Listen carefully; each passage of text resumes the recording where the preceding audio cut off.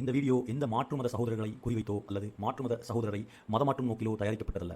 மாறாக எனது முஸ்லீம் சகோதரர்களுக்கு இஸ்லாத்தையும் இஸ்லாமிய விஷயங்களையும் நினைவூட்டும் மனத்திலும் இறை மறுப்பாளர்களுக்கும் இறை நம்பிக்கை இல்லாதவர்களுக்கும் நமது மரணத்திற்கு பிறகு ஒரு வாழ்க்கை உண்டு என்பதை நினைவூட்டும் நல்ல நோக்கில் உருவாக்கப்பட்டிருக்கிறது. எனினும் மாற்று மத சகோதரர்கள் இந்த வீடியோவை பார்ப்பதில் எந்த தவறும் இல்லை. உங்கள் மனதில் ஏற்படும் கேள்விகளை கமெண்டில் அல்லது கொடுக்கப்பட்ட மெயில் ஐடியில் பதிவிட்டு அதற்குண்டான பதிலை இன்ஷா அல்லாஹ் அடுத்தடுத்த வீடியோக்களிலோ அல்லது நேரடி பதிலாகவோ பெற்றுக்கொள்வீர்கள் இன்ஷா அல்லாஹ். This video is not intended to target or convert individuals for the faith to Islam. Rather, it is created to remind my Muslim brothers and sisters about Islam and Islamic matters. Additionally, it serves to remind atheists and non-believers of life after death with good intentions. However, individuals of other faiths are welcome to watch this video. If you have any questions, please feel free to post them in the comments or send them to the provided email address. We will strive to address your queries in subsequent videos or directly, inshallah. Assalamu alaikum, my brothers and sisters. Hi guys, அஸ்ஸலாமு அலைக்கும் வரஹ்மத்துல்லாஹி வபரகாத்துஹு. நான் Ameen. Actually disclaimer பார்த்துட்டு தான் உள்ள வந்திருப்பீங்கன்னு நினைக்கிறேன். பார்க்காதவங்களுக்கு once again சொல்லிடுறேன். இது மாற்று மத சகோதரர்களை குறிவைத்தோ அல்லது மதமாற்றும் நோக்கிலோ தயாரிக்கப்பட்டதல்ல.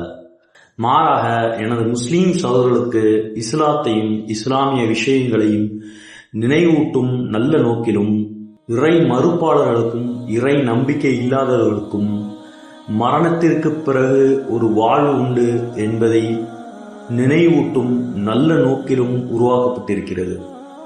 சரி, ஓகே, இப்போ நம்ம நார்மல் தமிழ்ல பேசிக்கலாம், எல்லாருக்கும் புரியுற மாதிரி. இப்போ இந்த வீடியோ ரெடி பண்ணதுக்கான தேவை என்ன?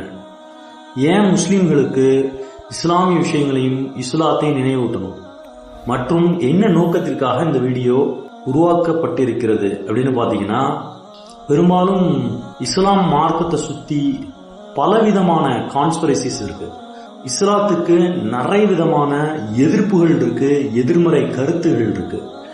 இப்போ நான் இஸ்லாத்தையும் இஸ்லாமிய விஷயங்களையும் இஸ்லாத்துடைய மக்களுக்கு விளக்குவதன் மூலமாக மற்ற சகோதரர்களும் இஸ்லாம்னா என்ன அப்படிங்கறது தெரிஞ்சுக்கலாம். நான் ஸ்டார்டிங்ல சொன்ன மாதிரி இதை மாற்று மத சகோதரர்கள் இந்த வீடியோவை பார்க்கலாமான்னு கேட்டா டெஃபினட்டா பார்க்கலாம். இதை ஒரு ஜெனரல் நாலேஜ்காண்டி பார்த்து பயன்பெற்றிருக்கலாம். முதல்ல நல்லா தெரிஞ்சுக்கோங்க, இஸ்லாமும் இஸ்லாமியனும் ஒன்னா அப்படின்னு பாத்தீங்கன்னா, இந்த காலகட்டத்தில் இஸ்லாமும் இஸ்லாமியனும் தனித்தனி. என்னடா குழப்பறேன்னு தோணுதா? நம்ம சேனல்ல இனிமே நிறைய வீடியோக்கள் வரப்போகுது இஸ்லாத்தையும் இஸ்லாமிய விஷயங்களையும் பற்றி. இதை பத்தி நீங்க கொஞ்சம் கொஞ்சமா பார்த்துட்டு வரும்போது நான் என்ன சொல்ல வரேன், இந்த சேனலோட நோக்கம் என்ன, இந்த சேனலோட ஐடியாலஜி எதுவா இருக்க போகுதுன்னு உங்களுக்கு டெஃபினட்டா புரியும். நான் ஸ்டார்டிங்ல சொல்லியிருந்த மாதிரி இஸ்லாமும் இஸ்லாமியனும் இந்த காலத்துல வேற வேற அப்படிங்கிற மாதிரி சொல்லியிருந்தேன். அது உண்மையான்னு கேட்டீங்கன்னா ஆமா. ஏன் இஸ்லாமும் இஸ்லாமியனும் தனித்தனி அப்படிங்கிறத நான் இப்ப சொல்ற விஷயங்கள்ல இருந்து நீங்க புரிஞ்சுக்கலாம். என்னோட பார்வைப்படி முஸ்லிம்களை ஒரு 4 வகையா பிரிக்கலாம்.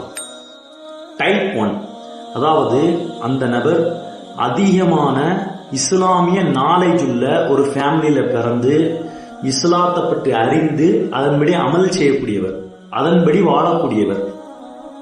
இது டைப் 1. டைப் 2 பாத்தீங்கன்னா, இஸ்லாமிக் நாலேஜ் உள்ள ஃபேமிலியில பிறந்து பட் இஸ்லாத்தை ஃபாலோ பண்ணாம பொடுபோக்கா இருக்கிறது, மெத்தனமா இருக்கிறது. இது டைப் 2. டைப் 3 பாத்தீங்கன்னா, இஸ்லாத்தை பத்தி கொஞ்சம் அரையும் குறையமா தெரிஞ்சு வச்சுட்டு அதன்படி அமல் செய்யறவங்க, அதன்படி வாழ்றவங்க. ஃபார் அன் எக்ஸாம்பிள், நேரம் கிடைக்கிற நேரத்துல தொழுக்குவார், அங்கங்க இஸ்லாத்தை ஃபாலோ பண்ணிக்குவார். இது டைப் 3. டைப் 4 பாத்தீங்கன்னா, பேரளவு முஸ்லிம்கள். இவங்களோட ஐடியாலஜி எப்படி இருக்கும்னா, நம்ம ஒரு இஸ்லாமிய ஃபேமிலியில பிறந்திருக்கோம், என்னுடைய நேம் முஹம்மது, அவ்வளவுதான். இதை தவிர இஸ்லாத்துக்கும் இவங்களுக்கும் எந்தவித தொடர்பும் இருக்காது. சொல்ல போனா அந்த மாடர்ன் எரால மக்கள் எப்படி வாழ்றாங்களோ அதே மாதிரி வாழ்றது. இது டைப் 4. இதுதான் என்னுடைய புரிதலின்படி முஸ்லிம்களின் வகைகள். இப்படிதான் இந்த காலகட்டத்துல மக்களை 4 வகையா பிரிக்கலாம். இப்ப நான் இந்த வீடியோவை ரெடி பண்றதுக்கு உண்டான தேவை என்னன்னு பாத்தீங்கன்னா, இப்ப இந்த 4 வகை இருந்துச்சுல, இதோட ரேஷியோ ரொம்ப ரொம்ப மாறிட்டே வருது. ஃபார் அன் எக்ஸாம்பிள், காலங்கள் முன்னாடி போக போக இந்த டைப் 1, டைப் 2, டைப் 3, டைப் 4 இதோட ரேஷியோட அளவு மாறிக்கிட்டே வருது. முன்னாடி உள்ள காலத்துல டைப் 1ஓட பெர்சன்டேஜ் வந்து அதிகமா இருந்துச்சு, அப்படி 2க்கு கம்மியா இருந்துச்சு. டைப் 3 அதுக்கடுத்து கொஞ்சம் கம்மி, டைப் 4 ரொம்ப ரொம்ப கம்மியா இருந்துச்சு. ஆனா இப்போ உள்ள காலகட்டத்துல அப்படி வைஸ் வெர்சா, டைப் 4 அதிகமா இருக்கு, அதுக்கடுத்து டைப் 3, அதுக்கடுத்து டைப் 2, டைப் 1 ரொம்ப ரொம்ப ரேரா இருக்காங்க. இப்போ நான் டைப் 1க்கு எதுக்காண்டி வரணும், ஏன் இந்த இஸ்லாம் எனக்கு அவசியம் அப்படிங்கறத பாக்குறதுக்கு மக்களை டைப் 4, டைப் 3, டைப் 2ல இருந்து எப்படி டைப் 1க்கு கொண்டு வரலாம் அப்படிங்கிற ஒரு முயற்சியா தான் இந்த சேனலும் இந்த வீடியோவும் உருவாக்கப்பட்டு இருக்கிறது. இப்ப இந்த வீடியோவை பார்த்துக்கிட்டு இருக்க உங்களுக்கு தோணலாம், நான் எதுக்குடா டைப் 4ல இருக்கணும், நான் எதுக்கு டைப் 3ல இருக்கணும், நான் எதுக்கு டைப் 2ல இருக்கணும், நான் எதுக்கு டைப் 1ல இருக்கணும், நான் ஏன் இஸ்லாமியனா இருக்கணும், நான் ஏன் முஸ்லீமா இருக்கணும் அப்படிங்கிற கேள்வி எல்லாருக்கும் மத்தியில வரும். ஏன்னா இந்த காலம் அப்படிப்பட்ட காலம், இந்த உலகம் அப்படிதான் மக்களை சிந்திக்க வைக்கும். இந்த உலகத்துல திருடுறவனும் நல்லா இருக்கான், நல்லா உழைச்சு ஒழுக்கமா இருக்கவனும் நல்லா இருக்கான், நல்லவனும் நல்லா இருக்கான், கெட்டவனும் நல்லா இருக்கான். இதே மாதிரி வைஸ் வெர்சா, கெட்டவன்லையும் கஷ்டப்படுறவன் இருக்கான், நல்லவன்லையும் கஷ்டப்படுறவன் இருக்கான். சோ அப்படிங்கும் போது எனக்கு எதுக்கு இந்த முஸ்லீம், இந்த இஸ்லாம் தேவை அப்படிங்கிற கேள்வி எல்லாருடைய மனதிலையும் வந்திருக்கும். அல்லாஹ்வுடைய கிருபையை கொண்டு நமக்கு எதுக்கு இஸ்லாம் தேவை, நம்ம ஏன் அந்த டைப் 1 பீப்புள்ல இருக்கணும் அப்படிங்கிறத அல்லாஹ்வுடைய கிருபையை கொண்டு சொல்றதுக்காண்டி தான் அந்த வீடியோவை என்னுடைய தனிப்பட்ட முயற்சியில ரெடி பண்ணியிருக்கேன். இன்ஷா அல்லாஹ் கொஞ்சம் அல்லாஹ்வுடைய கிருபையை கொண்டு தயவு செஞ்சு இந்த வீடியோவை ஸ்கிப் பண்ணாம பாருங்க.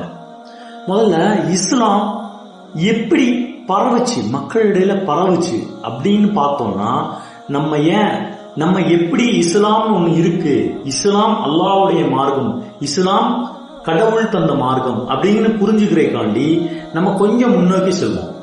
சுமார் ஒரு 1400 வருடங்களுக்கு முன்னாடி ஒரு நாட்டுல ஒரு மனிதர் பிறக்கிறார். அந்த மனிதர் அவர் இருக்கும் பகுதியில ஒரு தனித்துவத்தை பெறுறார். எந்த மாதிரி தனித்துவம்னா, அவர் மேல ஒரு அபரிவிதமான நம்பிக்கை, அவருடைய செயல்பாடுகள் ஒரு உண்மைக்குரியதாக இருக்கு, ஒரு நேர்மைக்குரியதாக இருக்கு. அந்த மனிதரை பத்தி அங்குள்ள மக்கள் எல்லாம் எவ்வாறு சொல்கிறார்கள் என்றால், இவர் ஒரு உண்மையானவர், அல் அமீன், சாதிக் அப்படிங்கிற பெயரை கொண்டு அழைக்கிறாங்க. அதுக்கு என்ன அர்த்தம்னா, இவர் ஒரு உண்மையாளர், இவர் ஒரு நேர்மையாளர். இப்ப எக்ஸாம்பிளுக்கு நம்மளே சில பேரை பார்த்திருக்கலாம், அவ்வளோ 100% தன்னுடைய வாழ்நாள் ஃபுல்லா நேர்மையா இருப்பாங்க, உண்மையா இருப்பாங்கன்னு தெரியாது. பட் சில மனிதர்களை பார்த்துக்கலாம், அவங்க இயல்பாவே உண்மை பேசக்கூடியவங்களாகவும் சில நேரங்களில் நேர்மையானவங்களாகவும் இருப்பாங்க. நம்ம அதன் கண்கூடா நம்ம பார்த்துருப்போம். ஒன்று நம்மளுடைய ரிலேட்டிவா இருக்கலாம், இல்லை நமது நண்பர்களா இருக்கலாம். எதற்கு சொல்ல வரனா, இயற்கையாகவே சில மனிதர்களுக்கு அந்த குணம் இருக்கும். அப்படியாப்பட்ட ஒரு மனிதர் தான் முஹம்மது நபி ஸல்லல்லாஹு அலைஹி வஸல்லம். அந்த மனிதர் தனது வாழ்நாளில் பிறந்ததிலிருந்து இறப்பது வரைக்கும் எக்காரணத்திற்காகவும் பொய் கூறியதில்லை. இது அங்குள்ள மக்களாலேயே சொல்லப்படுகிறது. அதாவது அவர் ஒரு அல்லாஹ்வின் தூதர் என்று அறிந்து கொள்வதற்கு முன்னாலேயே இந்த விஷயங்கள்லாம் நடக்குது. அந்த மனிதர் பிறந்ததிலிருந்து எப்படி இருக்கிறாருன்னா, ஒரு உண்மையாளராகவும் ஒரு நேர்மையாளராகவும் வலம் வருகிறார். இது அல்லாஹ் கொடுத்த ஷிஃபத், இயற்கையிலே இருக்கு அவங்களுக்கு. அதாவது அல்லாஹ் ஒருத்தன், இஸ்லாம் ஒண்ணு இருக்குன்னு தெரியறதுக்கு முன்னாடியே அந்த மனிதர் ஒரு உண்மையாளராகவும் நேர்மையாளராகவும் வாழ்ந்து வருகிறார்கள். அல்லாஹு அக்பர். அந்த மனிதரை அங்குள்ள பகுதி மக்கள், அதான் நான் சொல்லிட்டேன், இஸ்லாம் வருவதற்கு, அதாவது இஸ்லாமை அறிவதற்கு முன் அந்த குறிப்பிட்ட காலகட்டத்தில் அவங்க தவம் செஞ்சு இஸ்லாம் அல்லாஹ் அப்படிங்கறத அறிந்ததுக்கு முன்னாடியே அங்குள்ள மக்களால், அப்படின்னா அவங்க யாருமே இஸ்லாமியர்களா இருக்க முடியாது. அங்குள்ள எல்லா மதத்தினரும், அங்குள்ள எல்லா பொதுமக்களும் அந்த நபரை பார்த்து உண்மையாளர், நேர்மையாளர் என்று கூறுகிறார்கள்.